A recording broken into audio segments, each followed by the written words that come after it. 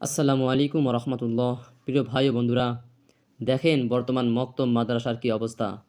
এরকম যদি চলতে থাকে তাহলে কয়েক বছর পর মক্তব মাদ্রাসা তো দূরের কথা, মসজিদের বারান্দাও ছোট বড় বাচ্চাদেরকে খুঁজে পাওয়া যাবে না। তাই আসুন ভাই, আমরা আমাদের ছোট ছোট বাচ্চাদেরকে, ভাইদেরকে, বোনদেরকে, ভাতিজিদেরকে আমরা জোর করে হলেও মক্তব মাদ্রাসায় পাঠাই দেই। তারা মক্তব মাদ্রাসায় পড়ে ভালো কিছু শিখতে পারবে, দিনের বুঝ অর্জন করতে পারবে এবং তারাই তো আগামী দিনের ভবিষ্যৎ। আর বর্তমান সময়ে যদি মক্তব মাদ্রাসার এই অবস্থা হয় তাহলে আগামী দিনে কি হবে ভাই?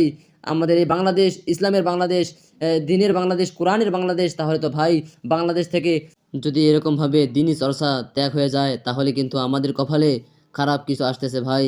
তাই আসুন আমরা আমাদের আত্মীয় স্বজনদেরকে মক্তব মাদ্রাসায় পাঠাই দেই। ভিডিওটা শেয়ার করে সকলকে দেখার সুযোগ করে দাও এবং দিন প্রচারের স্বার্থে নিজেকে বিলিয়ে দাও প্রিয় ভাই ও বন্ধুরা।